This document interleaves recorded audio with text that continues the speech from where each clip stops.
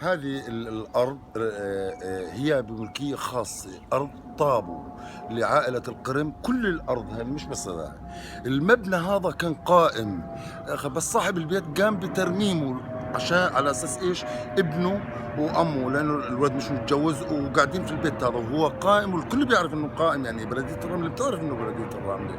فالعملية وإحنا مشتركين الأمر لتخطيط هذه الأرض، لضمها لحي الرباط اللي هو حي جنح حكال، على اساس تاخذ حيز قانوني رسمي. غير عن هيك انه البيت هذا مع كل هذا، مع انه مش هذاك البيت اللي بحجم كبير، هو 74 متر. لانه الولد هو عزابي الساعة، قاعد في البيت هذا لظروف اللي انا ما بدي اذكر وادخل لها. آه، آه، ما في اي اي سبب بيعطي بلديه الرمله انه تيجي تهد البيت اللي قائم من سنوات، من اعوام يعني. بس انعمل عليه ترميم مش اكثر.